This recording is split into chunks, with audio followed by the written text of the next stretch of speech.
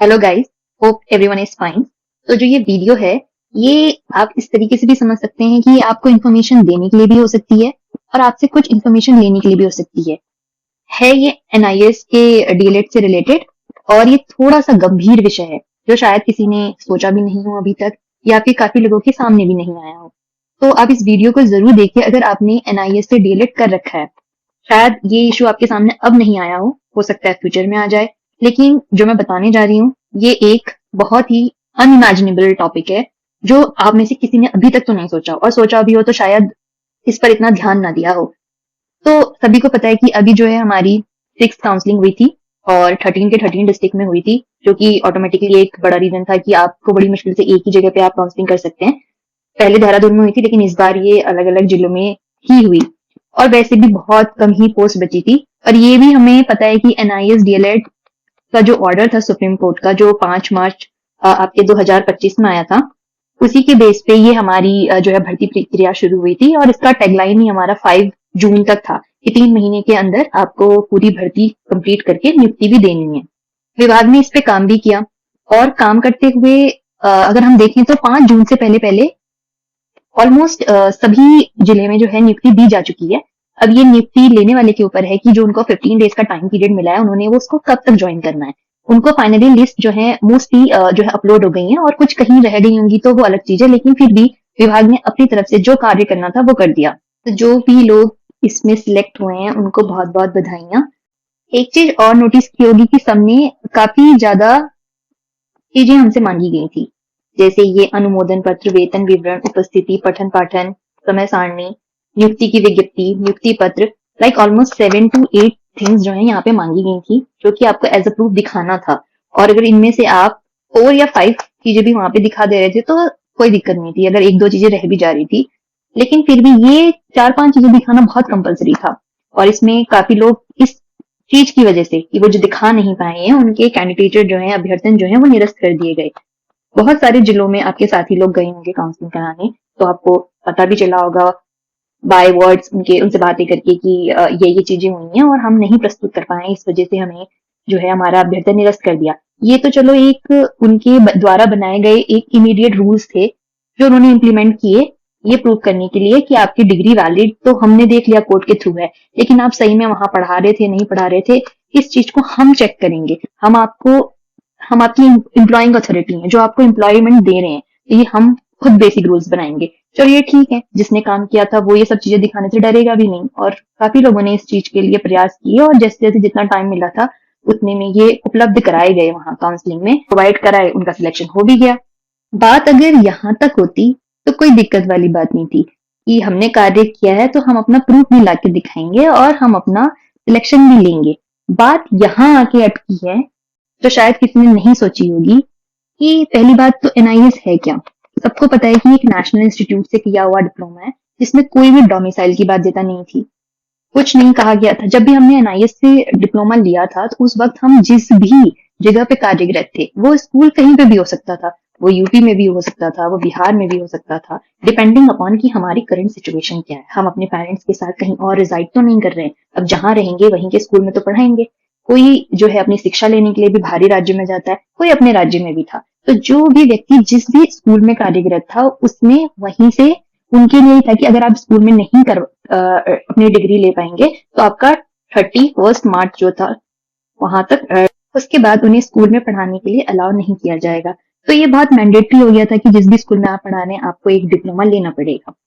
अब इसके लिए कोई डोमिसाइल की बाध्यता तो थी नहीं, या आप सिर्फ इतना था कि आप एक स्कूल में पढ़ाने वाले टीचर होने चाहिए, प्लस आपने 12th करा होना चाहिए, क्योंकि डिप्लोमा के लिए 12th कंपलसरी है। और वो भी जो उसकी क्राइटेरियाज होते हैं, लाइक 55%, 65% जो भी हैं। ये बेसिक रूल्स मैं इसलिए नहीं बता रही हूँ कि मुझे नहीं पता कि आप लोगों को पता है नहीं पता है, यहाँ मोस्टली लोग जो भी इसको देखेंगे सबको ये चीजें पता है। और जो मैं आगे बताने जा रही हूँ उसके लिए मुझे ये कहना पड़ रहा है कि सिर्फ और सिर्फ डोमिसाइल की कोई बाध्यता नहीं थी, सिर्फ 12th और आप स्कूल में पढ़ाने होने चाहिए थे। अब दिक्कत कहाँ आई है, काउंसलिंग के दौरान ये देखा गया कि जो भी व्यक्ति एनआईएस है, इसकी कैटेगरी इस तरीके से डिवाइड कर दी गई कि ये एनआईएस अब एनआईएस नहीं रहा, एनआईएस यूपी, एनआईएस बिहार। अब इसको किस टर्म में देखा जा रहा है, स्टेट के बेस पे। शायद ये किसी ने देखा भी नहीं होगा, सुना भी नहीं होगा जब आप इस चीज को फेस करेंगे। क्योंकि अभी पोस्ट बची थी बहुत कम, और उस पोस्ट में बहुत ही कम लोगों के जो है नाम मेरिट में आए, और उन मेरिट की वजह से वो लोग अपनी काउंसलिंग में पार्टिसिपेट लिए। अब काफी लोग तो वहां गए ही नहीं है, तो काफियों को पता ही नहीं चला है कि चीजें क्या हुई हैं। लेकिन जो लोग गए हैं वहां, उनके सामने ये मुद्दा आया कि आप एनआईएस नहीं है, आप यूपी, बिहार, राजस्थान, हरियाणा या जो भी स्टेट में आप करके आए हैं, आपको उस कैटेगरी से देखा जाएगा। हो सकता है कि सुनने में आपको बहुत अटपटा लग रहा होगा कि ये क्या, कौन सी बात हुई है, एनआईएस तो नेशनल है, इसको इसका क्या मतलब है किसी और स्टेट से। और वैसे भी हमारे यहाँ की नियमावली क्या कहती है कि आपका डोमिसाइल उत्तराखंड का होना चाहिए, रेस्ट आप किसी भी स्टेट से करके आए। क्योंकि ये तो 6 काउंसलिंग थी, हमने अभी तक 5 काउंसलिंग देखी है, और 5 काउंसलिंग में हमें क्या साबित हुआ है कि आपके पास डोमिसाइल उत्तराखंड की होनी चाहिए। अदरवाइज आपने यूपी, हरियाणा, बिहार, राजस्थान कहीं से भी कर रखा हो डीएलएड, हम आपको नौकरी देंगे। और हुआ है, ये तो प्रूफ है, ये तो सारे अभी तक की काउंसलिंग में हुआ है। इवन 6 कंप्लीट हो गई है, 6 के 6 में ये सारी चीजें हमने अपनी आंखों के सामने देखी है होते हुए। लेकिन जो ये हमारी 6th काउंसलिंग थी, इसमें रूल्स किसके लिए बने, एनआईएस के लिए, कि हम आपको सिर्फ एनआईएस उत्तराखंड के तौर पे देखेंगे। आप उत्तराखंड से एनआईएस करे होने चाहिए, मतलब कि डिप्लोमा जो है आपका और आपका स्कूल जो होना है यहाँ उत्तराखंड में होना चाहिए। अदरवाइज हम आपको पार्टिसिपेट नहीं कराएंगे। अगर ये किसी को ये बात झूठ लगती है तो मेरे से पर्सनली कांटेक्ट कर सकता है, क्योंकि ये एक बहुत अर्जेंट मैटर है और ये हुआ है। और ये सिर्फ हुआ ही नहीं है, इसकी वजह से जो कैंडिडेचर था वो रिजेक्ट भी हुआ है, और ये उस पर्सन का रिजेक्ट हुआ है जो सभी डिस्ट्रिक्ट में मेरिट में टॉप था। तो सब सोचिए, इट्स नॉट अबाउट कि आप पीछे पीछे हैं, आपका रैंक ही नहीं है, तो आप काउंसलिंग में सिर्फ पार्टिसिपेट करने गए हैं कि शायद आगे वाला ना आए तो मेरा नंबर आ जाए। नहीं, ये उस कैंडिडेट के साथ हुआ है जो ऑलरेडी रैंक 1 में था, और सिर्फ उसको ये कहा गया है कि आपका एनआईएस यूपी से है, हम सिर्फ एनआईएस उत्तराखंड वाले को ही लेंगे इस भर्ती प्रोसेस में। तो मेरा कंसर्न इस वीडियो से ये है कि ज्यादा से ज्यादा लोगों को, पहली बात तो आप ये फॉरवर्ड कीजिए, और अगर आपके कॉन्टेक्स्ट में कोई भी ऐसा व्यक्ति है जो काउंसलिंग में पार्टिसिपेट करने गया था और उसके साथ भी ये हुआ है, क्योंकि मैं अगर इसे इंडिविजुअली कह रही हूँ तो मेरी रीच जहां तक हो सकती है मैं सिर्फ वहां तक पूछ सकती हूँ, लेकिन इसको देखने वाला व्यक्ति किसी भी डिस्ट्रिक्ट से हो सकता है, और हो सकता है कि वो भी काउंसलिंग में पार्टिसिपेट करने गया हो, और वो ये भी बता सकते हैं कि हमारी जो काउंसलिंग का पार्ट था, जैसे मान लीजिए कोई चमोली में है, कोई पिथौरागढ़ में है, तो वो ये बताएंगे कि नहीं, हमारे यहाँ जो काउंसलिंग हुई थी उसमें ऐसा कोई रूल नहीं फॉलो हुआ, इस तरीके का कुछ नहीं था, कोई एनआईएस यूपी, बिहार, राजस्थान नहीं देखा गया, एनआईएस को सिर्फ एनआईएस की आंखों से देखा गया, और जो अदर राज्य से भी करके लाए थे लेकिन डोमिसाइल उत्तराखंड की थी। मैं इस चीज को दोबारा फोर्सफुली कहूंगी कि डोमिसाइल उत्तराखंड की थी, उन लोगों को इस भर्ती में रखा गया, और सब जिलों की जो है अलग अलग कहानी है। तो मेरे द्वारा ये जानने का प्रयास किया जा रहा है कि क्या आप में से कोई ऐसा है जिसके साथ ये चीज हुई है कि वो अन्य राज्य से डीएलएड करके आया हो, लेकिन वो उत्तराखंड का निवासी हो, ना कि मूल निवासी बल्कि स्थायी निवासी हो, उसकी बाकी शैक्षिक जो एजुकेशन है वो भी उत्तराखंड से हुई है, 10th 12th, लेकिन उसका जो केस मैंने आपको बताया ये उस व्यक्ति का है जो ऑलरेडी टॉप था, जिसका सिलेक्शन 101% था, और किस बेस पर रिजेक्ट किया गया कि आप दूसरे राज्य से एनआईएस करके आए, अपनी डिग्री ली, आपने दूसरे राज्य में पढ़ाते थे, जबकि विभाग के पास ऐसे कोई जियो नहीं है, ना ही उसने निकाला। मुझे नहीं लगता कि कोई भी व्यक्ति उत्तराखंड में हो जो ये कह दे कि ऐसा कोई जियो निकला है जो ये कहता है कि हाँ, बाहरी राज्य से अगर आपने एनआईएस किया, पहली बात एनआईएस वर्ड ही अपने आप में सिग्निफाई कर रहा है कि वो एक ओपन इंस्टीट्यूट से है जिसका कोई भी स्टेट का बैरियर नहीं है। फिर भी हो सकता है किसी के पास ज्यादा नॉलेज हो, तो कोई ये कह दे कि हाँ, विभाग द्वारा ऐसा जियो निकाला गया है जो ये बताता हो, और ये जियो अभी का होना चाहिए, क्योंकि पुराना तो सबको पता है कि ऐसा कुछ नहीं है। या कोई ऐसा कह दे कि ऐसी कोई नियमावली है हमारी, हमारे उत्तराखंड में है कितनी नियमावली, 2012 की नियमावली को ये फॉलो करते हैं, 2019 में अमेंड हुई थी, और 2018 में भी थोड़ी हुई थी जिसमें कुछ ऐड नहीं हुआ था। 2012 से बीटीसी वगैरह के बारे में मेंशन करती थी, और 2023 में इसको फिर 24 में मॉडिफाई किया गया, जिसमें सिर्फ बीएड को क्या किया गया, हटाया गया, क्योंकि बीएड की रूलिंग आ गई थी 23 में। ये हमारे पास नियमावली है। अगर इसके अलावा कुछ ऐसी चीजें हैं जो आपको लगता है ये कहती हूँ, बताती हूँ कि बाहरी राज्य से डीएलएड करके और अगर आप डोमिसाइल है उत्तराखंड के, आप अलाउ नहीं है, तो आप प्लीज प्लीज जो आपको टेलीग्राम चैनल नीचे दिया जाएगा उस पे जुड़ के आप मैसेज कर सकते हैं और आप अपनी प्रॉब्लम को शेयर भी कर सकते हैं, बता भी सकते हैं और सोल्यूशन भी पा सकते हैं अगर आपके साथ ऐसा कुछ हुआ है तो। और तो और विभाग द्वारा जो रास्ते बताए गए कि हमने किन वे में आके कौन कौन सी ऐसी चीजें थी जिसकी वजह से हम आपका जो अभ्यर्थन है निरस्त कर रहे हैं, वो पहले यही था कि हमारा जियो जो है वो मना करता है।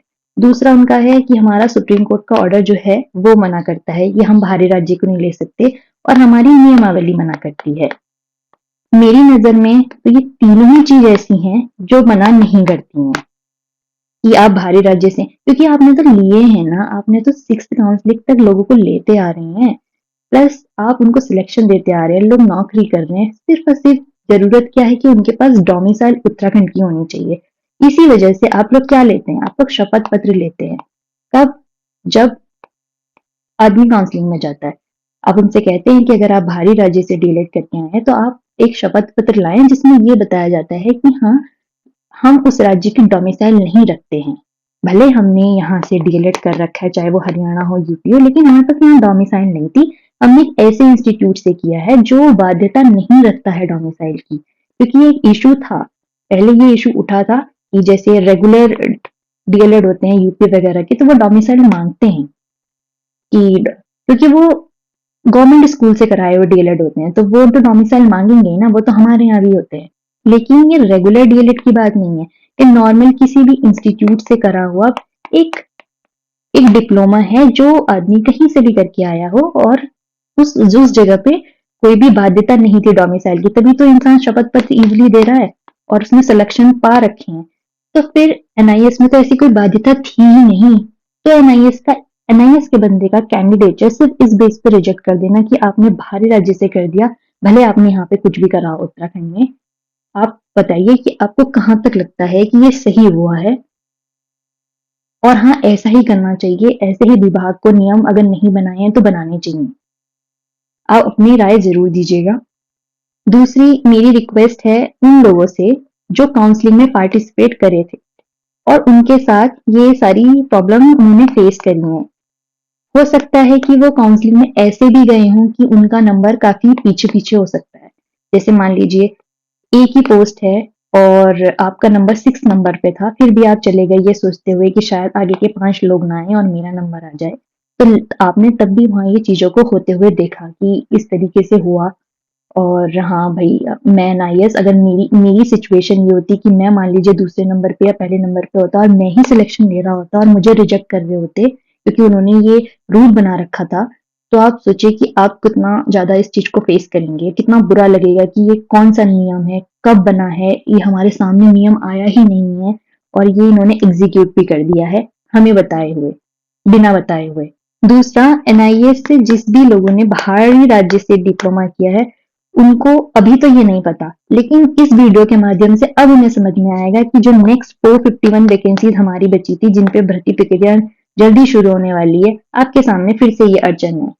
साफ साफ ये अड़चन आपके सामने खड़ी है। अगर आप बिहार, यूपी, ज्यादातर यूपी से ही होंगे क्योंकि उत्तराखंड के पास में यूपी लगता है, तो किसी न किसी की बाउंड्री शेयर होती है, किसी का कुछ शेयर होता है, जिस वजह से आदमी वहां पे कार्यरत होता है स्कूल में और डिप्लोमा उन्होंने वहां से लिया। तो आप समझ लीजिए कि आप आने वाली उत्तराखंड की वैकेंसी में वैलिड नहीं है फिलहाल के कंसिक्वेंसेस को देखते हुए। और ये कोई झूठ नहीं है, ये एक 101% प्रूवन चीज है जो मैंने आपके सामने रखी है। तभी आप लोगों से रिक्वेस्ट की जा रही है कि किसी के साथ भी कुछ हुआ है तो प्लीज वो इस चीज से घबराए नहीं और इस चीज को इग्नोर ना करें, क्योंकि ये आपके भविष्य के साथ खिलवाड़ है। आप इस वीडियो को देख के मुझसे कनेक्ट करने की कोशिश जरूर कीजिए, क्योंकि मैं फिर आपको बहुत सारी चीजें और एक्स्ट्रा बताने वाली हूँ और आपकी मदद करने वाली हूँ, इसलिए ये वीडियो बनाई गई है। अगर आप 451 में भी एलिजिबल नहीं हैं, आपने फॉर्म नहीं भरे, तो कभी ना कभी तो आप फॉर्म भरेंगे। जब एक बार एक भर्ती में एक रूल फॉलो हो गया है तो आपको लगता है कि आने वाली किसी भर्ती में वो फिर से आपको रख लेंगे। यहाँ बंदा टॉप होते हुए भी जिले में उसको नहीं रखा जा रहा, आगे आने वाले में उसको कैसे रख दिया जाएगा? ये एक नया रूल बना है जो आपको परेशान करने के लिए है, जो भी है मुझे नहीं पता, लेकिन जो वैकेंसी 2025 में आने वाली है, सबने देखा होगा कि अभी फिर से दोबारा पीआरटी टीचर्स की वैकेंसीज आने वाली हैं। तो अगर आपने एनआईएस से डिप्लोमा किया है और आप किसी अन्य राज्य से उस डिप्लोमा को करके आए हैं, तो आप समझ लीजिए कि आपका सिलेक्शन नहीं होने वाला है। ये आपके लिए एक गोल्डन चांस है कि आप पहले पहले एक साथ इकट्ठे हो जाएं, जुड़ जाएं और इस चीज के लिए, इस कॉज के लिए फाइट करें। नहीं भी करना हो तो अपने संज्ञान में इस चीज को रखें कि आपका सिलेक्शन नहीं होना है और ये एक अनवांटेड क्योस क्रिएट किया गया है जो कहीं ना कहीं दिक्कत देगा, जो अभी ही दे रहा है, अभी ही दे रहा है। मुझे पता है कि जिसके साथ हुआ है उसको कितनी दिक्कत दे रहा है। तो जब आप उस चीज को फेस करेंगे, आपका सिलेक्शन रुक रहा होगा, तो अब आप इससे पहले ही इसका अगर सोल्यूशन निकाल लें तो आगे आने वाली भर्ती में डिले तो नहीं होगा। अब आप देखिए कि बाकी सभी लोगों ने नियुक्ति ले ली, उनकी नियुक्ति शुरू हो गई है, उनका पे शुरू हो गया है, जिस दिन ज्वाइन किया होगा उनका पे शुरू। जिस व्यक्ति की मैं आपको बात कर रही हूँ, इनकी क्या गलती थी? ये तो टॉप थे, इनका तो सिलेक्शन होना था, तो इनका भी तो नियुक्ति शुरू होनी थी, नियुक्ति हो जानी थी और पैसे शुरू होने थे, मतलब इनकम शुरू हो जानी थी, लेकिन नहीं। अब ये उस चीज से बाहर है। आने वाला हर एक एनआईएस जो बाहर राज्य से डिप्लोमा करके आया, वो भी अब उनके साथ साथ बाहर है। आप अपने आप को भाग्यशाली नहीं समझिए कि आप इस चीज भर्ती में शामिल नहीं थे, बल्कि ये सोचिए कि आप अगली बार के लिए कैसे अपने आप को बचा सकते हैं। और अब देखिए कि इनके सामने कितनी ज्यादा मुसीबत खड़ी है कि विभाग ने कोई नोटिस नहीं जारी किया, कुछ नहीं कर रखा है और उन्हें बाहर कर दिया है।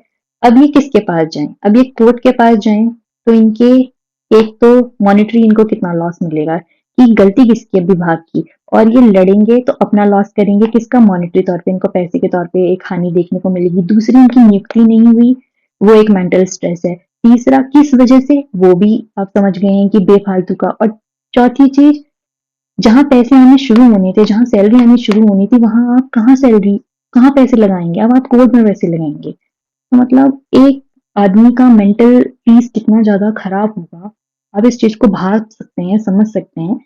तो मेरी इस वीडियो के माध्यम से आपसे रिक्वेस्ट है कि प्लीज इसे इग्नोर ना करें। आप अपने उस दोस्त तक, अपने उस जान पहचान वाले तक जरूर पहुंचाएं जिसने अन्य राज्य से कर रखा हो, या फिर आप खुद भी हो सकते हैं। और इस चीज पे एक्टिवनेस जरूर दिखाएं और मैसेज करने से ना घबराएं। प्लीज अपने कमेंट जरूर डालें। आप जो भी इस पर ओपिनियन रखते हैं, वेदर आप एनआईएस ही हो, उत्तराखंड से ही हो, बाहरी राज्य से ना किया हुआ आपने, लेकिन अपने ओपिनियन जरूर छोड़िएगा कि आपको क्या लगता है कि जो ये हो रहा है ये सही है, ये या फिर गलत है। गलत है तो क्यों गलत है? कुछ अपने उपाय या अपनी समझ के अनुसार जो आपको लगता है कमेंट सेक्शन पे जरूर बताइएगा। और अगर आप बात करना चाहते हैं तो पहला जो पिन सेक्शन होगा कमेंट का, उसमें चैनल का लिंक होगा टेलीग्राम का, आप उसमें जो है बता सकते हैं, बात कर सकते हैं। नॉर्मली मैसेज के लिए मैं वो छोड़ दूंगी पूरा इनबॉक्स का लिंक। और अगर आपको कोई क्वेरी है तो वो भी आप कमेंट सेक्शन में डाल सकते हैं, जिससे मैं देख के समझ जाऊंगी कि आप लोग क्या चीज पूछना चाह रहे हैं, या कुछ और भी इससे रिलेटेड जो भी हो। लेकिन अपने कंसर्न को दबाइएगा नहीं, जरूर इसमें मेंशन कीजिएगा, बताइएगा और अपनी राय जरूर दीजिएगा। मैंने पूरा का पूरा मामला आपके सामने रख दिया है और आप लोग इसमें जरूर सतर्क रहिए।